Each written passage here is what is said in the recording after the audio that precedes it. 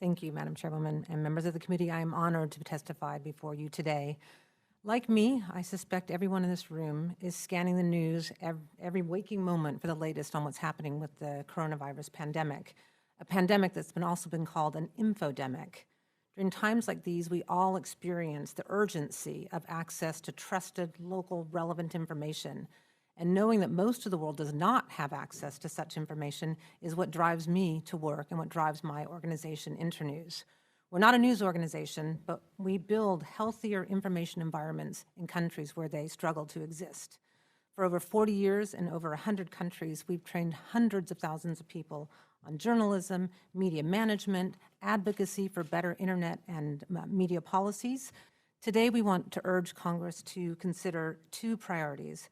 First, to increase investment in democracy, human rights, and governance programs broadly, with support for independent media and internet freedom as a critical element of that support.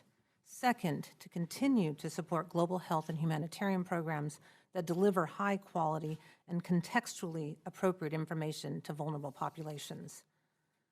We're very grateful to the committee's support and leadership in these programs over the years. In our democracies today, it's more evident than ever that disinformation is a persistent reality and a true threat.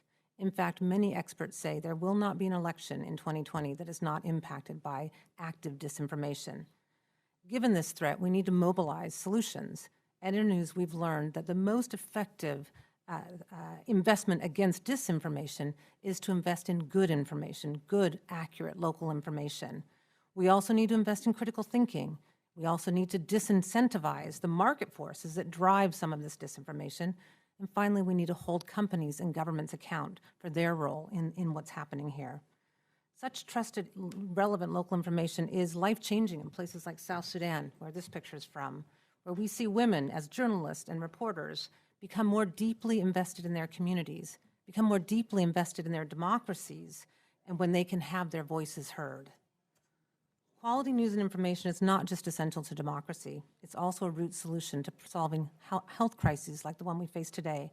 In fact, today we have journalists and support staff members training journalists all across Asia on how to better cover the COVID-19 crisis in the Philippines, in Thailand, in Indonesia. Today, we know that during a health crisis, fostering trusted lines of communication can change attitudes and save lives.